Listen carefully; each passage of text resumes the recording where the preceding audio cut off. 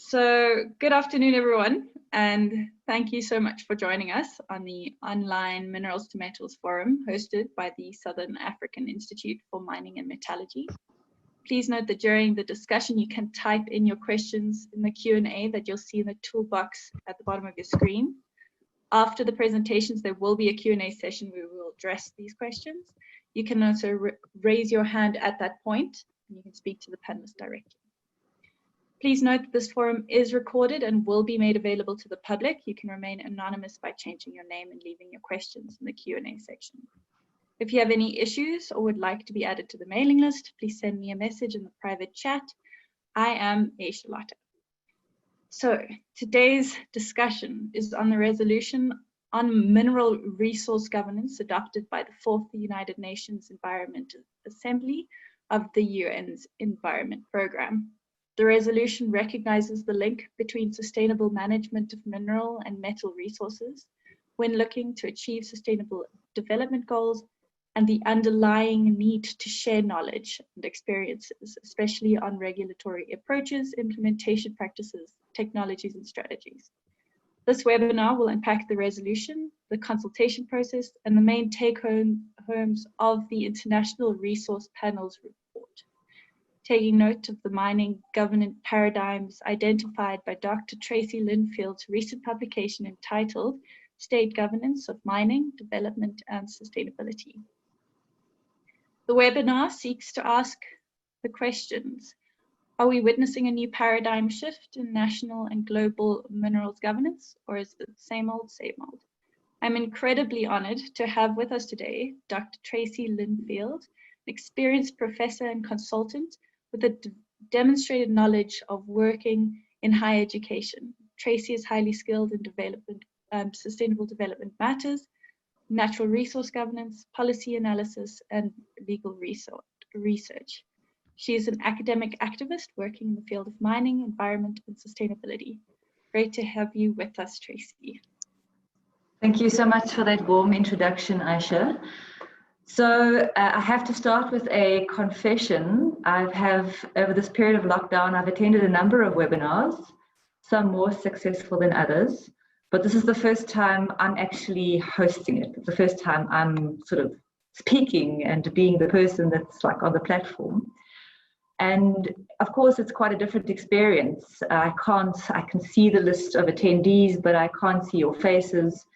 If I was sitting in a room, I'm quite an empathic person and I'd feed off your energy, which I can't do. So it's a bit of a surreal experience. I know you're out there. I can see that there are 65 participants, which is amazing. But it's a bit of a blank wall. And you can't hear anyone. I can't hear anyone and I can't even see the chat. And I'm not going to look at the chat because it'll distract me. But please be assured of the warmth of my presence today and my happiness to share what I've been engaging with over the last while. I also want to extend a special welcome. I don't know if there are any participants from the Mining for Development, that taxation linkage course that is running on edX at the moment. It started about 3 weeks ago. I did invite the people who are on that course to the seminar today, so there may be some of you there today. If there are, very much welcome. I think this topic really speaks to some of the themes that we covered in that course. And I know that Aysha herself and then maybe other people did that course last year and enjoyed it. And I hope you are having great fun with the intrigues of my weirdo. That's all I can say. So I'm going to start sharing my screen shortly. My topic is really going to be looking at, the question is a new minerals governance paradigm at national and international level, and the developments that we've seen over the last year, first at the UN Environment Assembly, which met last year in March and made a number of resolutions, including this resolution on mineral governance. And that particular resolution flagged a number of reports actually, but one in particular by the International Resource Panel entitled Mineral Governance for the 21st Century.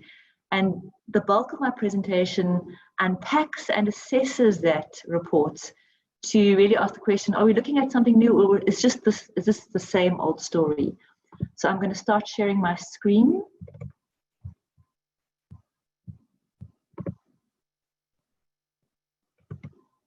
Aysha, is that good? Can you all see the screen? Aysha? It's a thumbs up? Okay, great. Good. Okay, so there is really the aim, the resolution itself, and the process of consultation that is kicked off with UNEP from that resolution, and then the report itself. So just a brief word of introduction, expanding on what Aysha shared with you. But I know those introductions are always difficult to read because you want to start getting into the meat of the presentation. But briefly, I'm a professor at Wits University. I've worked here for 17 years.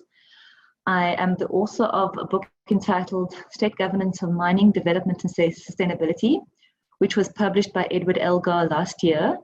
And that book really looks at, it's got an historical lens. It looks at the development of discourses around mining governance.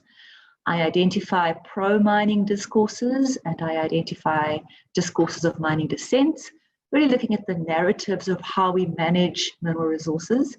And then it has 4 technical chapters that go into the patterns of rules that really entrench a kind of power asymmetry between the different players in the field, and that have contributed to mining still being quite an unsustainable a sustainable endeavor that has many social and environmental deleterious impacts. And that analysis, that technical analysis, draws on the legislation and policy of mineral-rich developing states. And it plays with ideas of extractivism and post-extractivism. I will be referencing some of the thoughts from that book in the presentation today.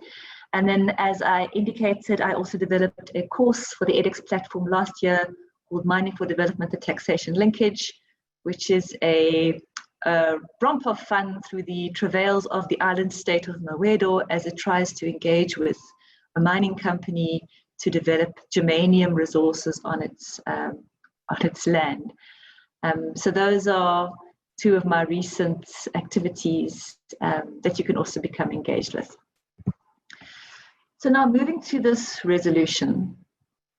This was passed, so the United Nations Environment Assembly was passed in March of 2019, and it's a very short resolution. It starts off with some key references to normative frames, the Stockholm conference, which was held in 1972, which actually had something important to say about mineral resource governance even then, the Johannesburg Plan of Implementation, the Berlin II guidelines on mining and sustainable development. So it references these normative frameworks.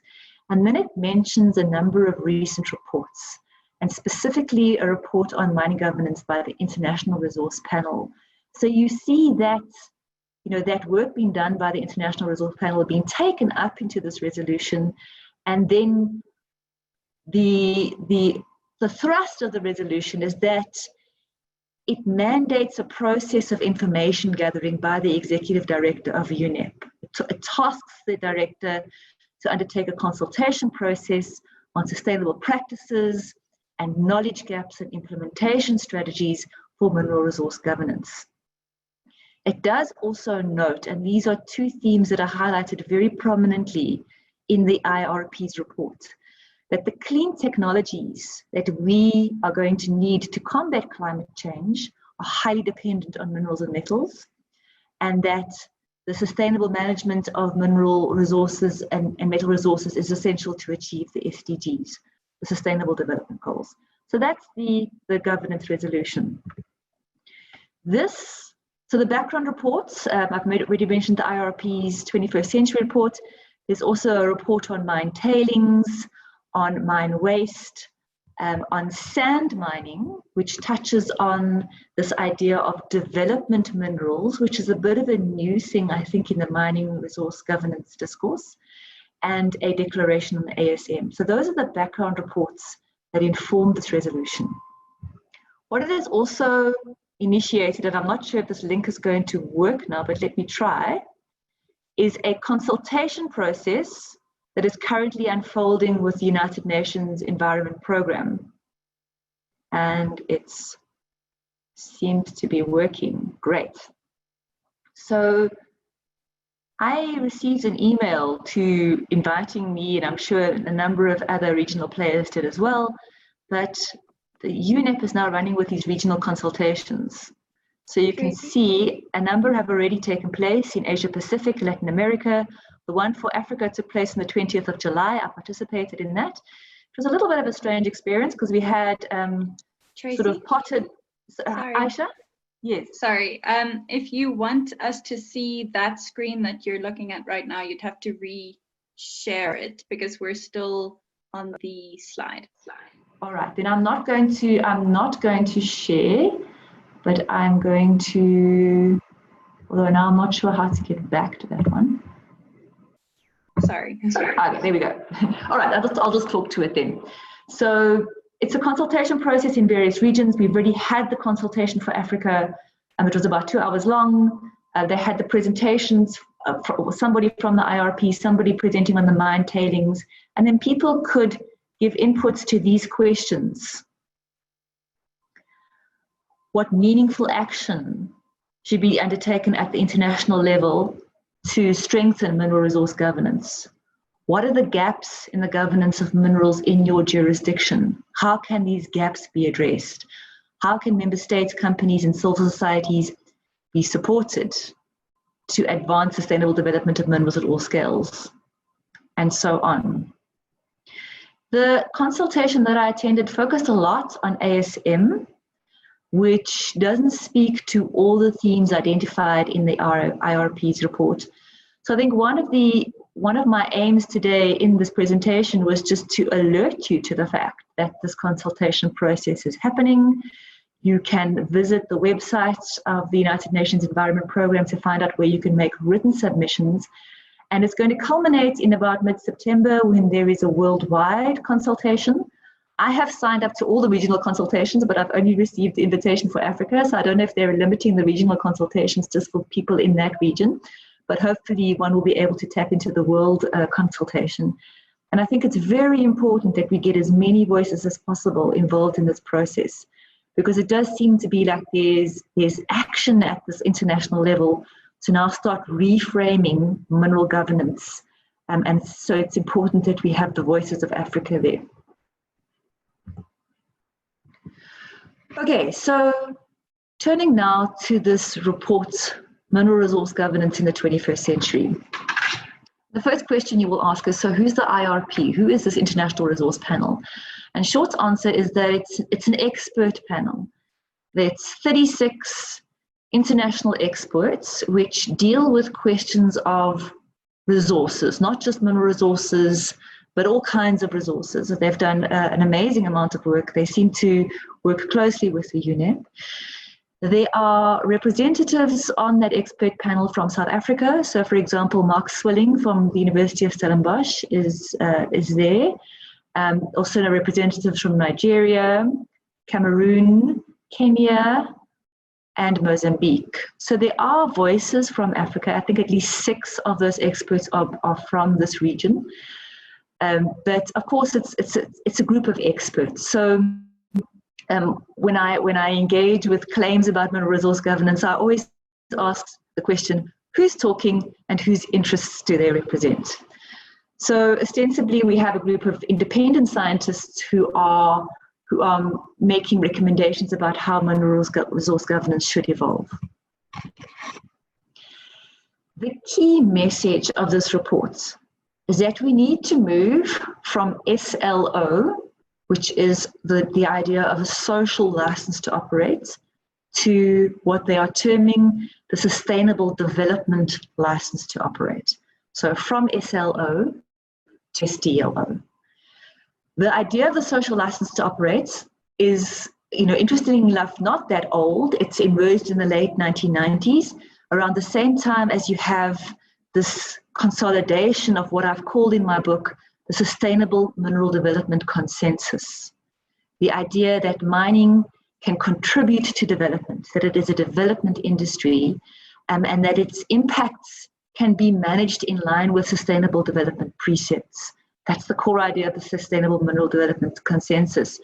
And it emerged around initiatives such as the Whitehorse Mining Initiative in Canada, the Mining, Minerals and Sustainable Development Project, which was a multi-year project run by the IIED involving masses of consultation, much more than the consultation I think that we're seeing now with the UNEP process or this expert report. The formation of the International Council of Mining and Metals, the establishment of the Intergovernmental Forum on Mining and Metals, and these have all contributed, which I think is the dominant discourse about mining, that it can contribute to sustainable development. It's important to achieve the Sustainable Development Goals, and its impacts can be managed.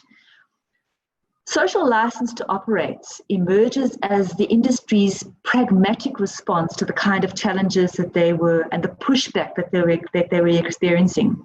As they needed to expand into more and more territories, as mineral resources became depleted in certain areas, and they're going out into more frontline areas, and the kinds of impacts around social, environmental, impacts that communities are experiencing. So they developed this idea of having a social license to operate.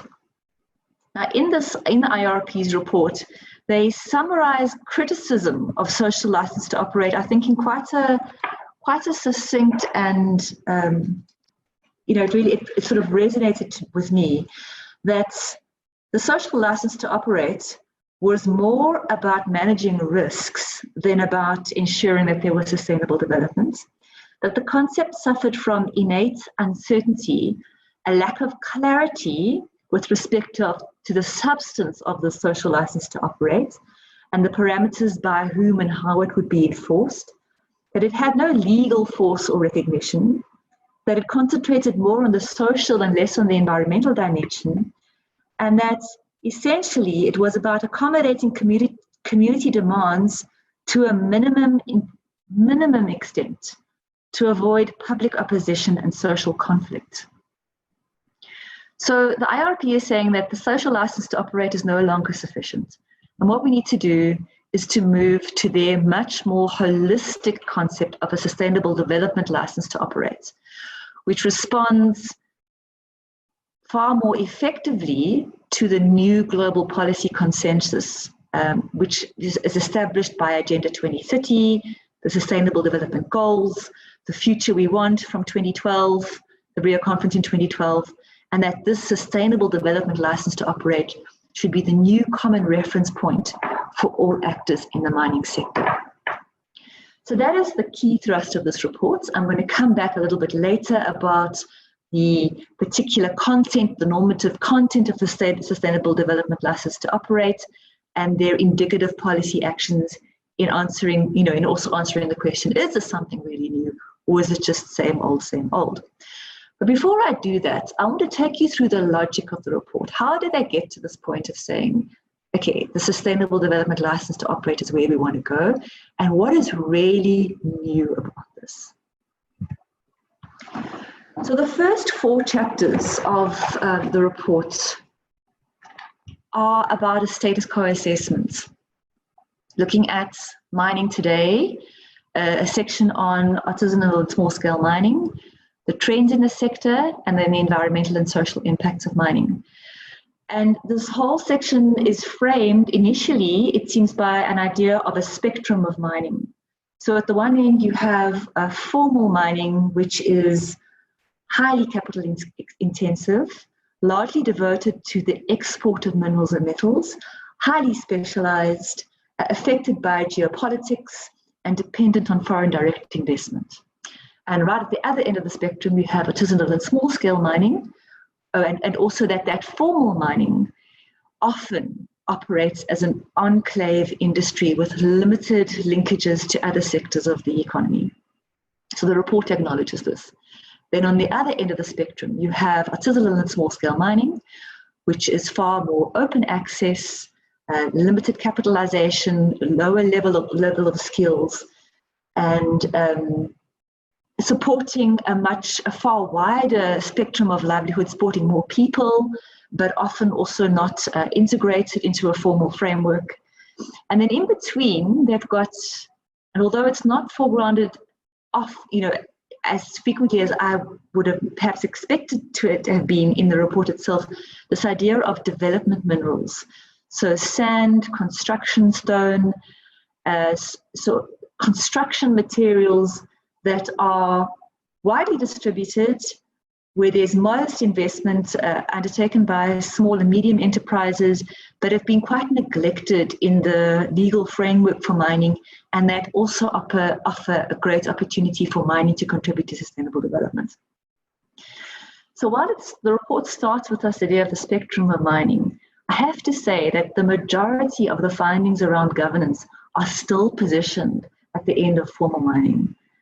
And although the report makes at one point talking about how we need to recognize the spectrum and sort of start taking into account of how ASM contributes to production along in particular commodity value chains, there is not a lot about the governance of ASM, I feel. So some of the key findings in chapter 3 around ASM are simply that there needs to be more investment to improve ASM profiling, that there is not a one-size-fits-all, that we need to have, although there are many people involved in this, it has serious environmental, social and regulatory challenges, exploitative labor relations and conflict. But after this chapter, there is not, I don't feel like there's that much foregrounding of ASM in the proposal around mineral governance. Okay, so from the first part of this report, some of the key take-homes are the following. Minerals and metals are the key building blocks of civilization, and the unfettered supply of minerals and metals is a key concern for all. Second, that mining must continue and grow for the foreseeable future. And there we have this underlining of the fact that the clean technologies we need to achieve the SDGs and the Paris Agreement require more minerals and metals than we had for fossil fuels, and new minerals, not necessarily the traditional ones. And that recycling and technological change, although that should be part of a developing international framework for the governance of minerals, will not fully meet the demand. So for the short term, even perhaps medium term foreseeable future, we are actually going to need even more mining. They have a chapter on the environmental and social impacts. That for me was quite, sort of highlighting the range of environmental impacts.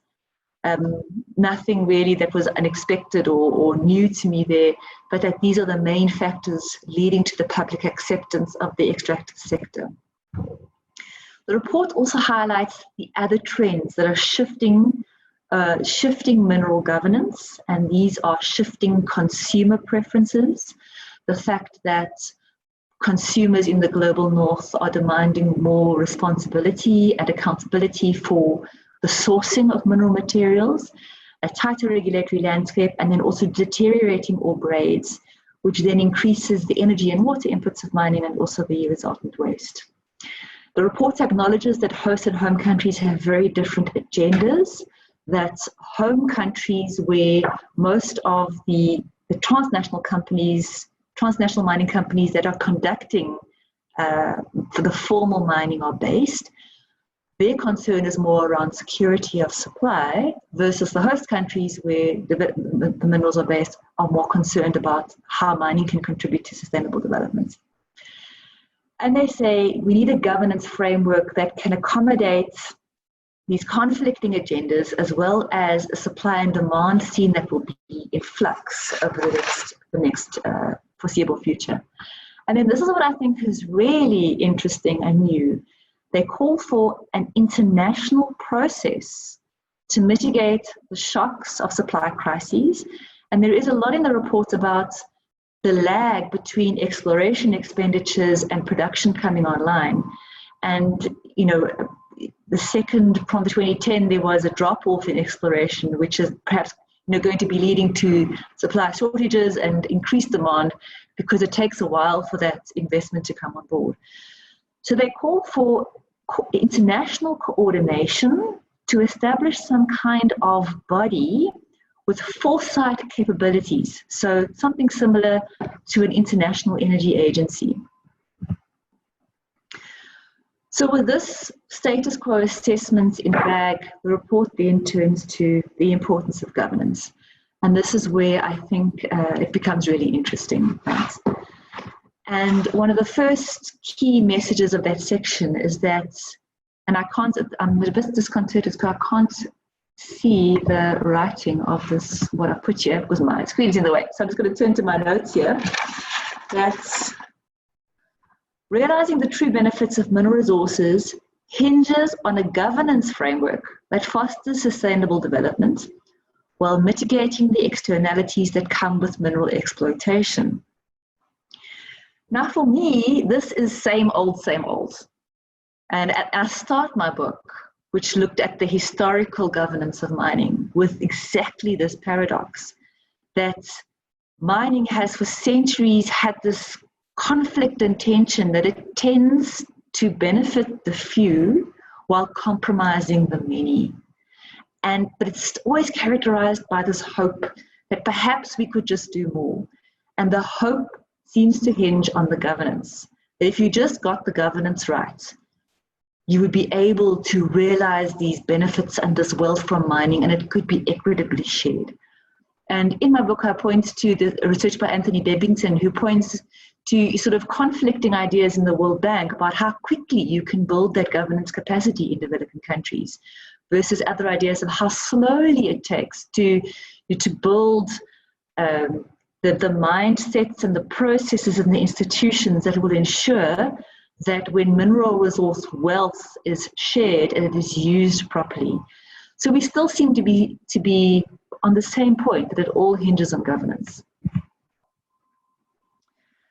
So the 4 chapters that deal with governance in the report focus on the current challenges, the architecture of governance at an international level, the effectiveness of those instruments is international instruments, and then what it sees as the prerequisites for good governance at an international and national level. So I'll be focusing just on the key take-homes from those 4 sections. Right, so for challenges, the report says there are some enduring challenges in the mining sector, and these have to do with the fact that there's a complex policy environment, that there is power asymmetry, and that there are enduring questions around political economy. As examples of the complex policy environment, they talk about the fact that states own most minerals and they seek to gain the rent from those minerals and to utilize them, but they're often competing to attract this investment.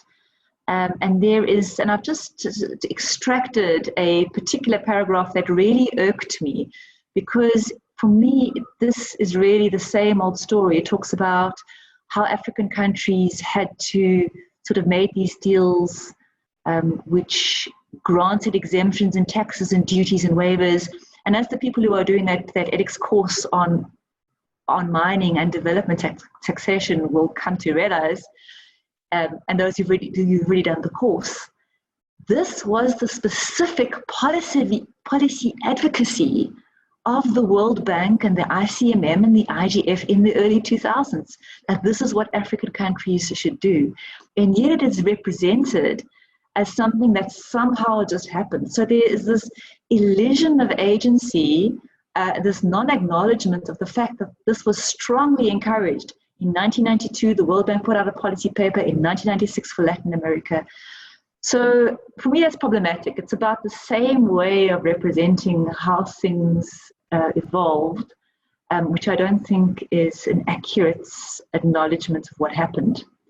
And also the fact that the policy advocacy for minerals to belong to the state is a key measure to facilitate investments and the work of transnational mining companies, because then instead of having to deal with multiple landowners who might own the rights to the minerals on their land, you're only dealing with one player, you're dealing with the state.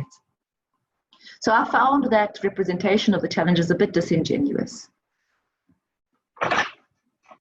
The report then, however, goes on to identify a number of new challenges with mining governance, and these are the fact that the center is losing power, We don't have as strong states as we used to. We have network societies.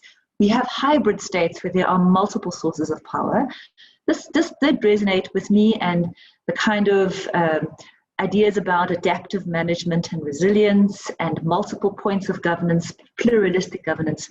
However, it doesn't square completely with the report's recommendations, which are really about strengthening the role of the state and that we must have an enforceable sustainable development license to operate. Very interesting, these two sections on the financialization of mineral resources. I found that section of the report absolutely fascinating, talking about how the commodity prices, which are so important in the wealth that can flow from the exploitation of minerals, is no longer just determined by supply and demand, because commodities are put into baskets so you might have coal and oil and soybeans and livestock, and it is in these commodity baskets that investors will invest.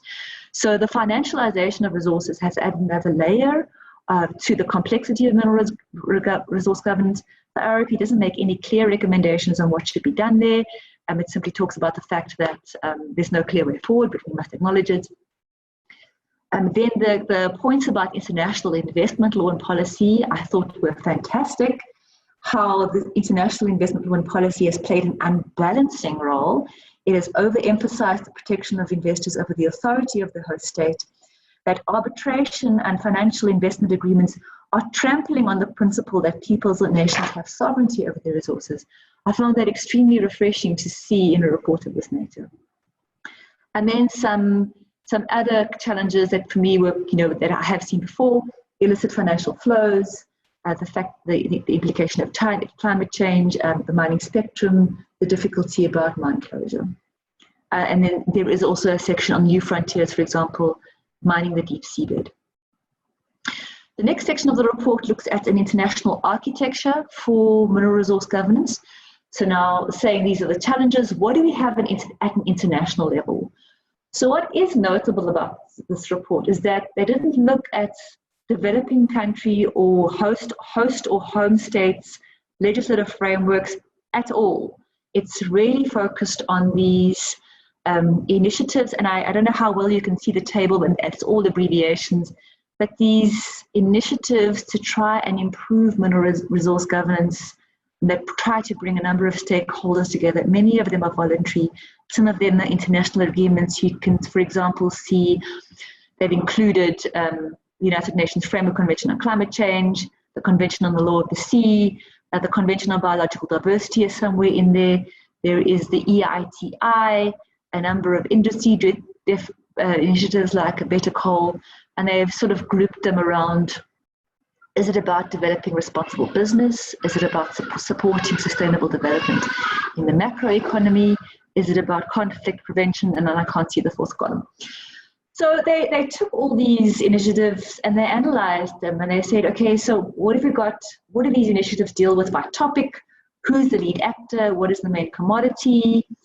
And they start advancing this idea of value chain governance, that it's no longer sufficient just to look at things in isolation, but to start looking at the whole chain. And they distinguish between an upstream chain, which would be the kinds of policy actions and initiatives and standards and rules that you would need around the exploitation in the host country, which is most often where the environmental and social impacts are experienced. And then the downward value chain, where you start having, more processing and parts that come from mineral resources and their integration into products, which is then starts moving you towards producer countries and home countries. And then also the policy value chain. But I didn't find, although these ideas are introduced, I didn't find that they're really fully developed in the report. So that's just, I'm sorry, I apologize for the clarity of this. It's just taken from their report. But showing the issues, and I thought this was very interesting, that most of the issues in these 89 international governance frameworks that they looked at deal with responsible sourcing. 15% deal with the environment, 11% with human rights, 11% with human health, security of supply. But like startling for me that only 2% deal squarely with stakeholder engagement. How effective are these instruments? So the take-home message was that although they are a good building block, they suffer from a variety of shortcomings which need to be acknowledged. Firstly, that some of them have unintended consequences. So this matrix of frameworks distract from the pressing need to have effective global governance institutions, that they may undermine the regulatory authority of governance by building the false argument that voluntary self-regulation is more effective. But some of them even have perverse consequences. They talk about the application of the Dodd-Frank Act, and now a ban on mining in the DRC affected the livelihoods of artisanal small-scale miners. That there is a lack of buy-in, a lack of compliance, an uneven focus, a proliferation of standards, so it's unsure where you should fit, to which you should align yourself with, and the lack of an explicit theory of change. And then they talk also about how effective stakeholder engagement is central to successful stewardship of mineral resources. So from that analysis, they come up with these 7 criteria for developing a better, a more effective mineral resource governance framework, which would have an international dimension, and then that would cascade down to regions and countries. So firstly, that this framework should be holistic. It should address the whole value chain, all the challenges. It should look at the interests of host and home countries. It should attempt to decouple economic growth from social and environmental impacts. It must protect human rights. Need for responsible business practices, balancing security of supply and sustainable development, and need for data, information, and knowledge. And then they talk about an initiative being run by the World Bank at the moment called MAPEX.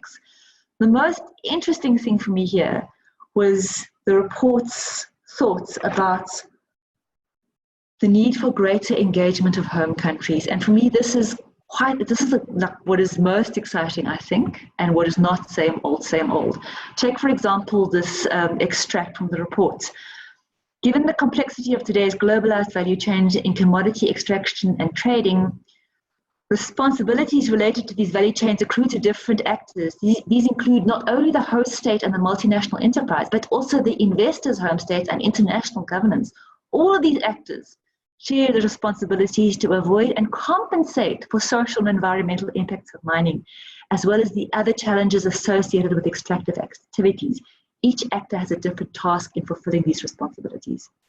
So I found this very refreshing, and the report goes on to talk about the doctrine of common concern, which is an expansion of the idea of the doctrine of the common heritage of mankind, and how you could justify this extension of responsibility to the home state.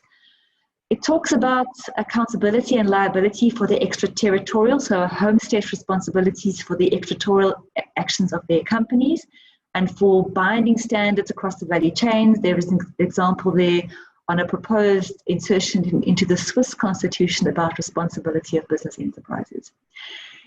It didn't, though, go further. I feel it didn't push really the boundaries further than what the Ruggie principles already do. So although it's acknowledging that there should be this home state greater responsibility, in the actual mechanisms that are being proposed, I didn't feel it was that radical. Okay, so I'm aware that I want to leave about at least 15, 18 minutes. I want to try and wrap up in the next 10 minutes so that we have time for questions and answers.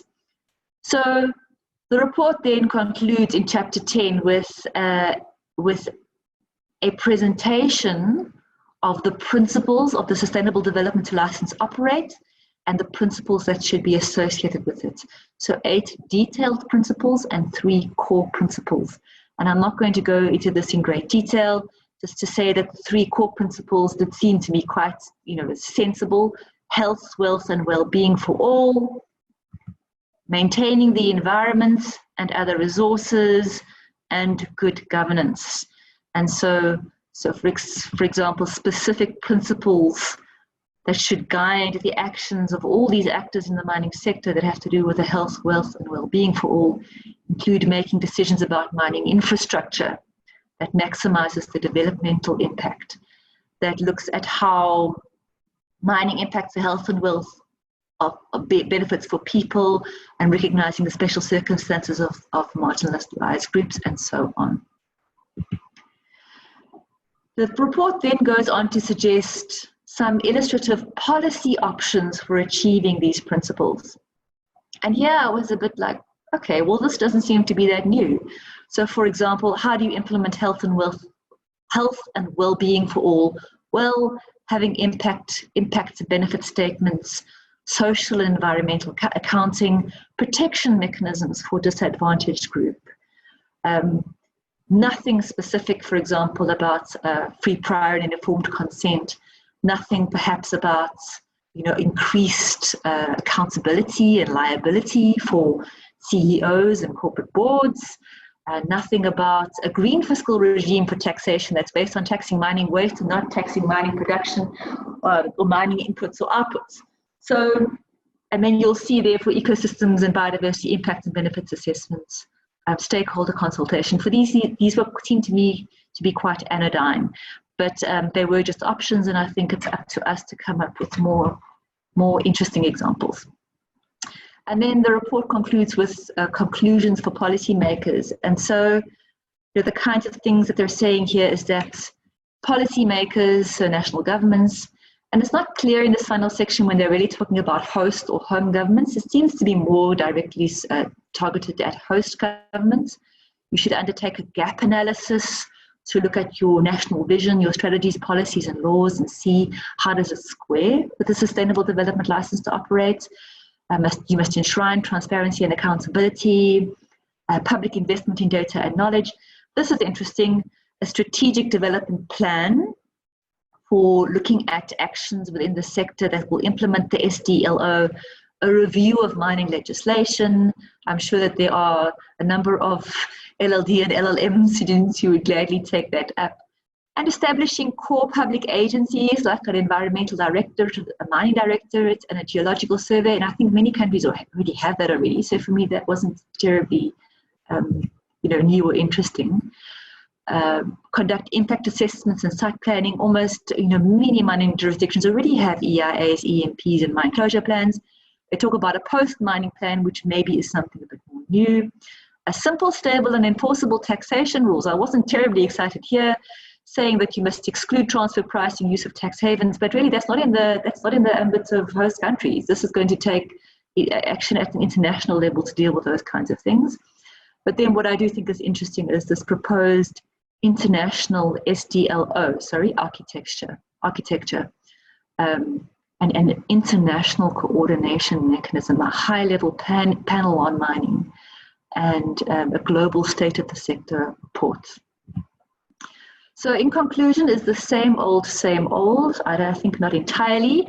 I do think that the normative framework that they're proposing around the Sustainable Development License to operate is interesting and new and can take us in new directions and new conversations. I think the focus on home states is very refreshing, and the talk about a new international coordination mechanism is very interesting, and we want us to engage with that. But I do think that there are some key blind spots. For me, what stands out really centrally there is talking about the duties of not just home states, but also companies, the CEOs and their boards, and corporate governance, and then pushing the boundaries on established normative frameworks like the Ruggie principles, and then having ignored the national policy frameworks that ground this territorial understanding of governance in the mining industry, that entrench a non-value chain approach. And these are outlined in my book, the patterns of rules that are around granting rights and how you do taxation and how you do environmental assessment and mine closure. And I think that really needs to be taken into account if you're going to talk about a shift in mining governance.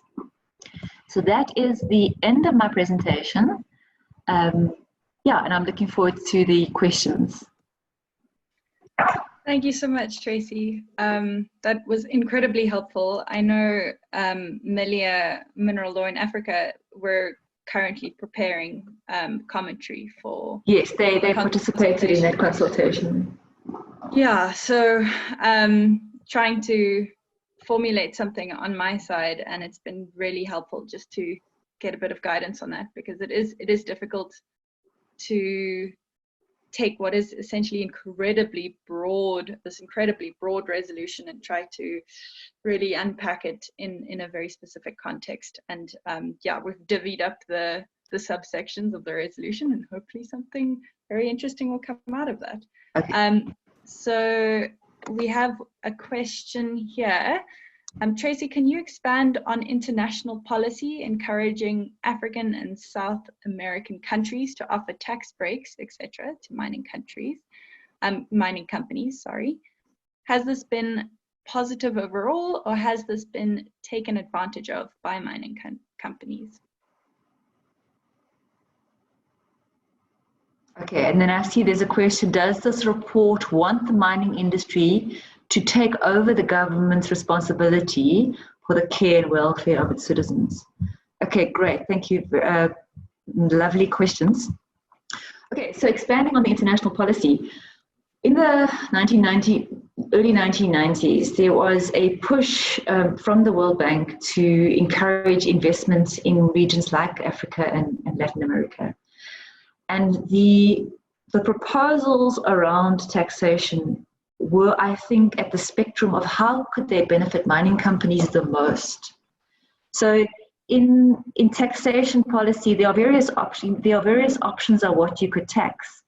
You could tax the outputs, you could tax production, or you could tax production and the value of the mineral, ad valorem royalty, or you could tax the profits.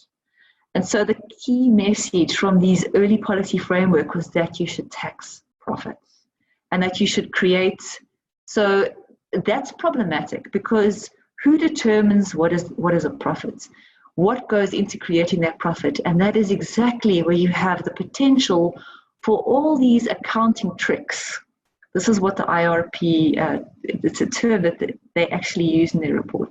The tricks of how you undervalue the mineral resource, export it, or you overvalue the services that are provided by a head office, so managerial services that they provide to the host country, with the aim that the company that is in the host country, that is the one paying the tax, will always make a loss.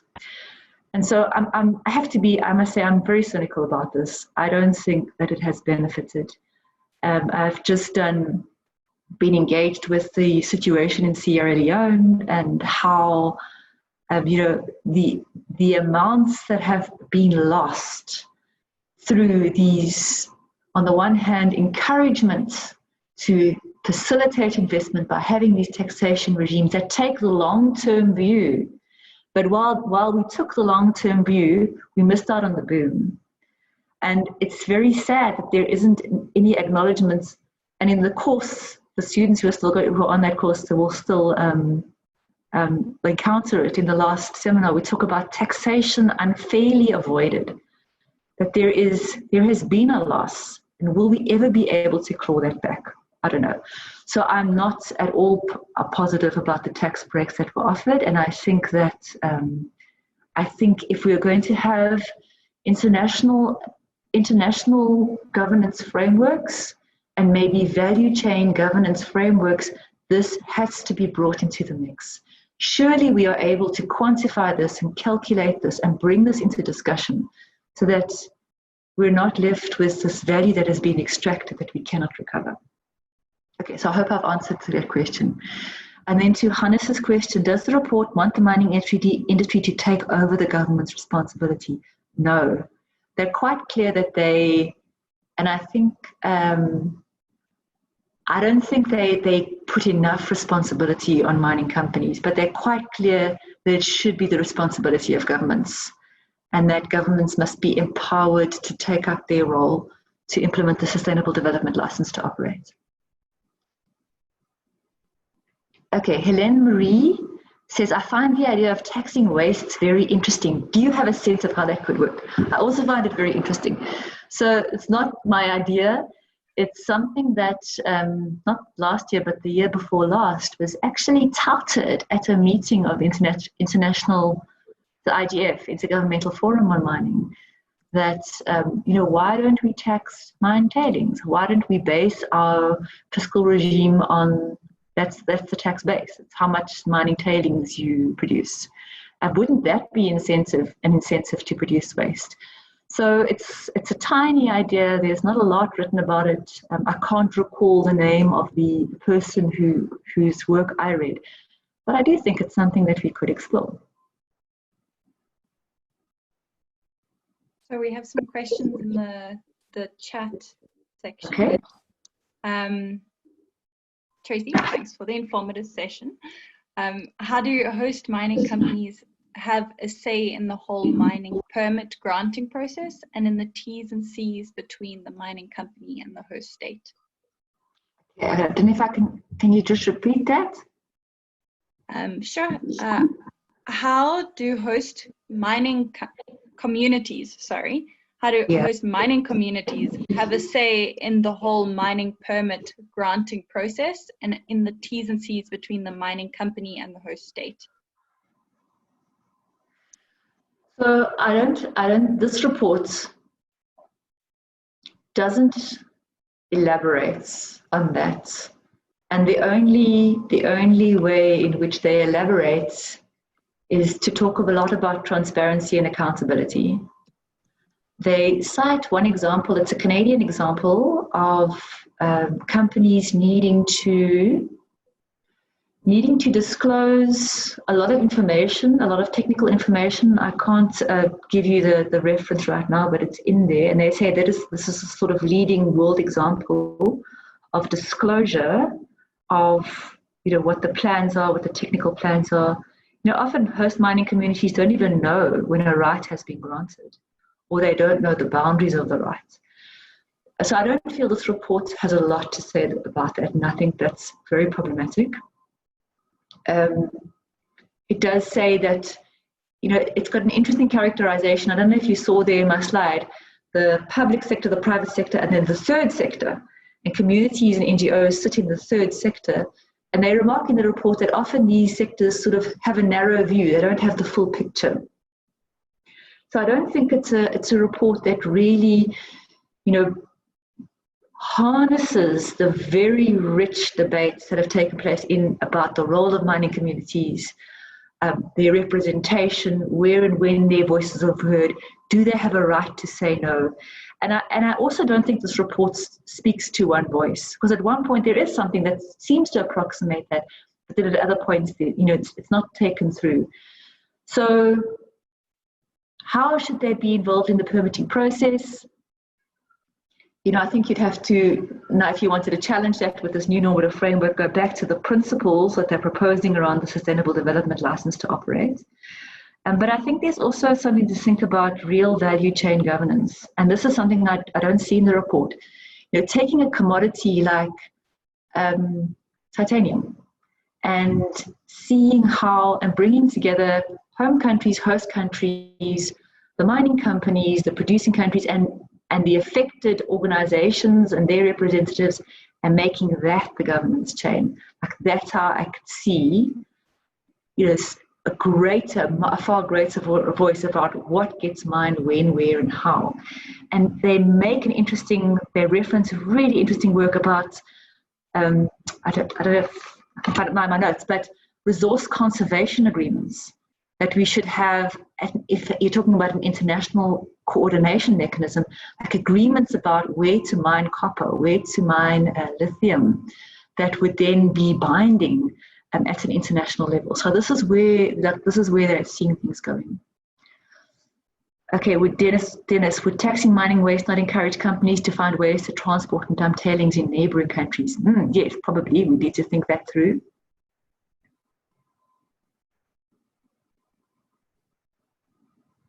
What would be a plausible solution? I don't know if Malose can elaborate on that. And Pierre, what about a binding establishment of an international mediation process? That's interesting, right? Because while this report is talking about an international coordination mechanism, it's not talking about an international dispute resolution mechanism. And until you have that, I think will never really have, it's the ability to take something to an adjudicator and to have your case heard. And there's so many problematic examples of that in an investment context that, that's something we should also be suggesting now in the consultation process, that we need an international dispute resolution process.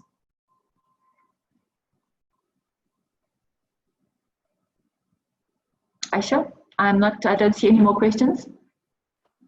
Oh, okay. So there are some more questions, but I'm not sure if you can see them. One from Pierre. What? Oh, okay. Okay. They come through. What about the Raymond. binding establishment? Okay, you've actually mentioned that, yeah. Yeah. And then the one from Raymond. Yes. Have you mentioned? So Raymond, I think that we've done a lot. That was enlightening to me when I looked at frameworks from all over the world. What we have done around social and labor plans, very few countries have attempted. The fact that we've got in our MPRDA this requirement that you shouldn't grant mineral rights if it will lead to unacceptable environmental degradation. That's not common. Ordinarily the mining legislation, I think the major pattern is that the mining directorate will grant the mining license and then the environmental authority will say no, but we've actually got that inserted into our manual legislation, so I think that's innovative. What we've done with our financial provision regulations, I think, is world leading. So there are many aspects where I think we've done pretty well, but of course I think there's so much more that could be done better, around transparency, around the enforcement of environmental obligations, around ensuring that there's not a corruption and conflicts of interest. I think we still have a lot to do. Thanks, Tracy. I have a question myself. Okay. I wouldn't mind entertaining it. You mentioned that there's only about 2% of initiatives focused on stakeholder engagement. Why do you think that is? Why do you think it's such a low percentage of the initiatives out there?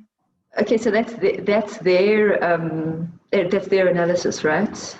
Of the instruments that they've looked at, they found that only 2%. I think that's,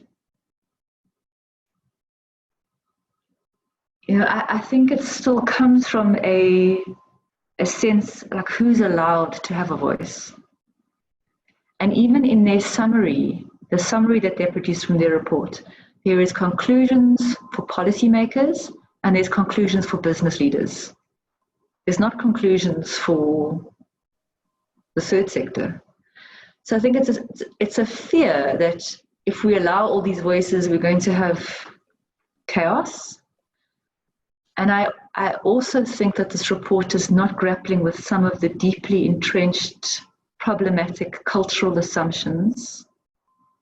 It talks about cultural differences, but it doesn't talk about, and I think this is a factor, deeply, deeply entrenched racial and gendered assumptions about mining and the people involved with mining and who can have a voice. Yeah.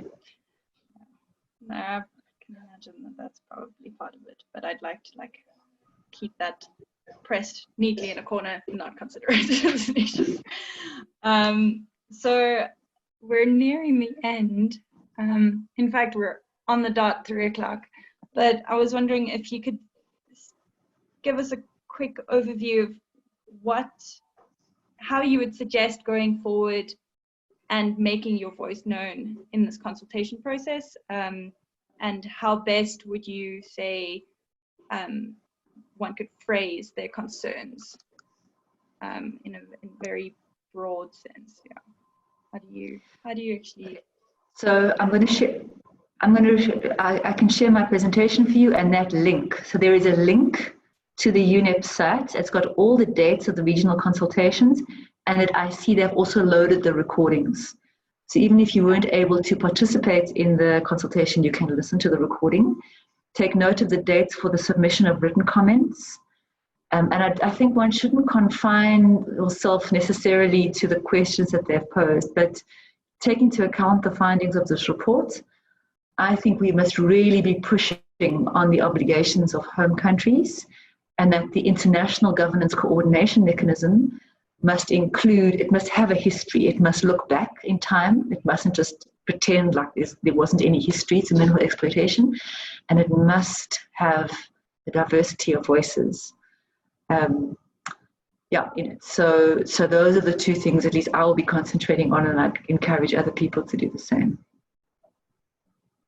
Okay, thank you so much for the presentation. Great. It was really informative. Fantastic. Yeah, thank you so much for having me. I'm sorry I couldn't see you all, but thanks for staying, guys. Oh, we've got one hand that just went down, actually. I didn't see it until 5 seconds ago. But yeah, thank you so much. And I will share your presentation with all the attendees and okay, great. the recording up. Thank you. Cheers. Bye.